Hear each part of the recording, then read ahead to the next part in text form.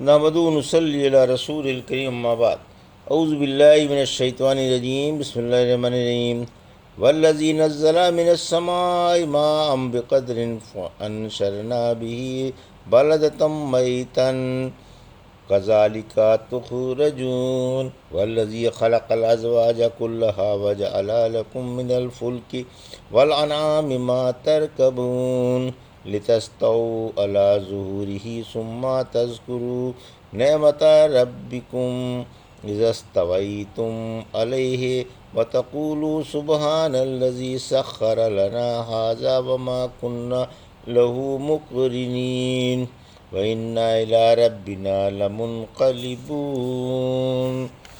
وجعلوا له من عباده جزءا ان الانسان لکفور مبین۔ ابھی آپ نے سورہ زخرف کی آیت 11 سے 15 کی تلاوت سماعت فرمائی۔ ان آیتوں کا ترجمہ اور تفسیر اس طرح ہے۔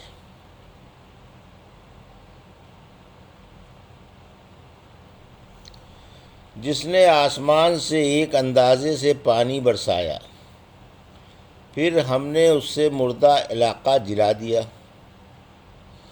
اسی طرح تم قبروں سے نکالے جاؤ گے، اور جس نے تمام اشیاء کے جوڑے بنائے، اور جس نے تمہاری سواری کے لیے کشتیاں اور چوپائے بنائے تاکہ تم ان کی پشتوں پر سوار ہو کر اپنے رب کی نعمت یاد کرو جب ان پر اچھی طرح سے بیٹھ جاؤ، اور کہو کہ وہ ذات پاک ہے جس نے یہ سواریاں ہمارے بس میں کر دیں، اور ہم انہیں اپنے بس میں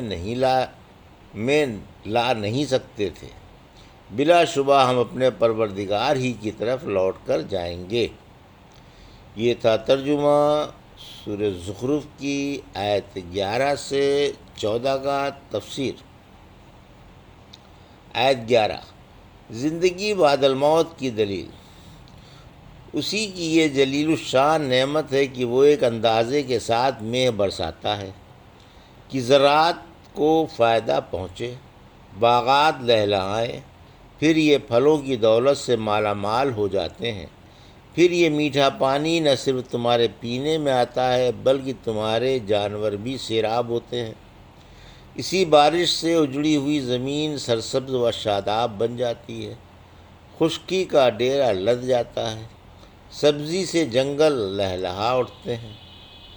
جدھر نگاہ اٹھاؤ پھل پھول اور سبزی ہی سبزی نظر آنے لگتی ہے، اور قسم قسم کے لذیذ و خشک ذائقہ پھل پیدا ہو جاتے ہیں۔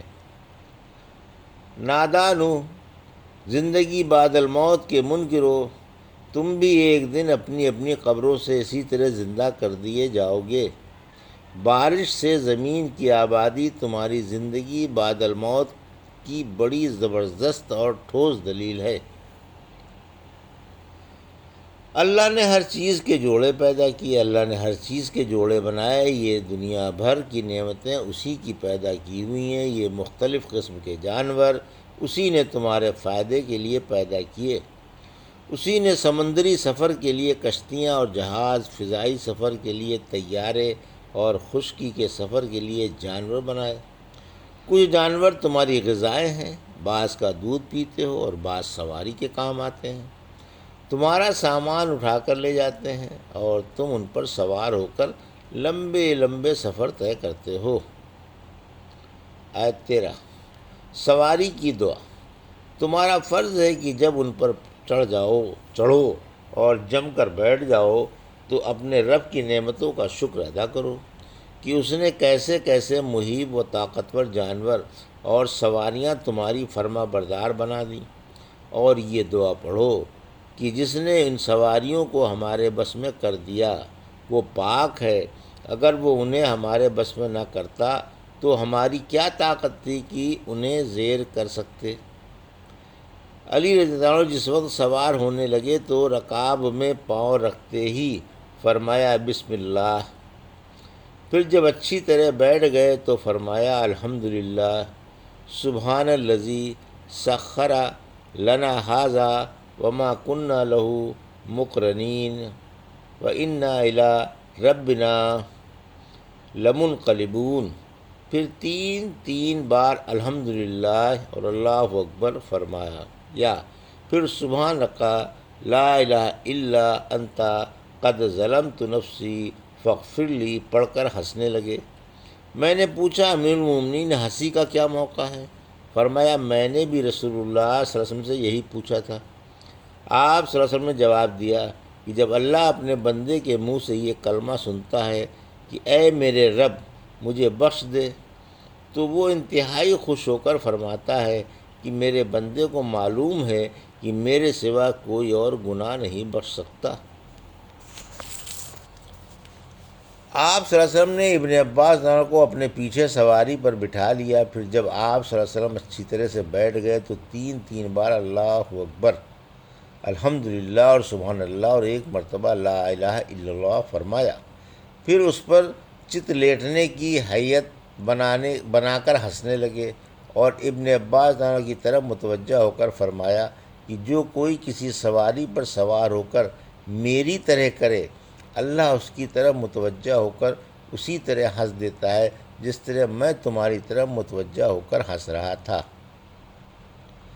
اللہ کے نبی صلی اللہ علیہ وسلم اپنی سواری پر چڑھتے تو 3 بار اللہ اکبر کہتے، پھر سبحان الذی سے منقلبون تک پڑھتے، پھر یہ دعا پڑھتے اللہم انی اسألک فی سفری ھذا البر والتقوی ومن عملی ما ترضی اللہم حول علینا السفر واطولنا بعد اللہم انت الصاحب فی السفر والخلیفۃ فی الاہل اللہم صحبنا فی سفرنا وخلفنا فی اہلنا، یعنی اے معبود میں اپنے اس سفر میں نیکی اور پارسائی کا سائل ہوں اور ان عملوں کا بھی جن سے تو خوش ہو جائے۔ اے معبود ہمارے لیے ہمارا سفر آسان فرما اور ہمارے لیے بعد مسافت لپیٹ دے۔ اے معبود تو ہی رفیق سفر اور اہل و عیال کا نگران ہے، اے اللہ سفر میں ہمارے ساتھ رہ اور ہمارے اہل و عیال میں ہمارا جانشین بن۔ پھر جب آپ سفر سے گھر واپس آتے تو فرماتے آئبونا تائبونا عابدونا لربنا حامدون، ہم واپس لوٹ رہے ہیں، توبہ کر رہے ہیں، اپنے رب کی باتیں کرتے رہیں گے اور اس کی بڑائیاں کرتے رہیں گے۔ آیت 14، یعنی ہم مر کر اس کے پاس لوٹ کر جانے والے ہیں۔ سواریوں کی آمد و رفت سے اور اپنے دنیوی سفر سے آخرت کا سفر یاد کرو۔ اللہ نے ایک آیت میں دنیا کے سامان کا ذکر کر کے زاد آخرت کی طرف توجہ دلائی ہے۔ سورہ بقرہ کی آیت 197 میں یعنی دنیوی سفر کرتے وقت زاد راہ لے لیا کرو، لیکن بہترین توشہ پرہیزگاری ہے جو آخرت کا توشہ ہے۔ اسی طرف دنیوی لباس کا ذکر کر کے اخروی لباس کی طرف توجہ مبذول کرائی۔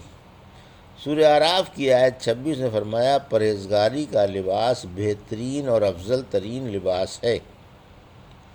وَجَعَلُوا لَهُ مِنْ عِبَادِهِ جُزْءًا إِنَّ الْإِنسَانَ لَكَفُورٌ مُبِينٌ۔ آیت 15۔ ترجمہ، مشرکوں نے اللہ کے بعض بندوں کو اس کا جز بنا دیا، واقعی انسان بڑا اور کھلا ناشکرا ہے۔ یہ تھا ترجمہ سورہ زخرف کی آیت 15 کا تفسیر۔ مشرکوں کی اللہ پر افطرا پردازی۔ اس آیت میں اللہ پر مشرکوں کی افطرا پردازیوں کا بیان ہے کہ انہوں نے بعض جانور اللہ کے لیے اور بعض اپنے بتوں کے لیے مخصوص کر لیے ہیں۔ سورہ انعام کی آیت 136 میں فرمایا اللہ کے پیدا کیے ہوئے اناج اور جانوروں میں ان مشرکوں نے حصے مقرر کر لیے ہیں، کچھ حصے تو اللہ کو مقرر کر کے آپ کہہ دیا کہ یہ اللہ کے ہیں، اور کچھ حصے بتوں کے مقرر کر دیے، پھر جو بتوں کے نام کے ہیں وہ اللہ کو نہیں پہنچتے، اور جو اللہ کے نام کے ہیں وہ بتوں کو پہنچ جاتے ہیں۔ ان کی یہ تجویز کیسی بری ہے۔ یہ تھا سورہ زخرف کی آیت 11 سے 15 کا ترجمہ اور تفسیر جو بھی آپ نے سماعت فرمائی۔ بارک اللہ لی و لکم فی القرآن الحکیم و نفعنی ایاکم بآیات الذکر الحکیم۔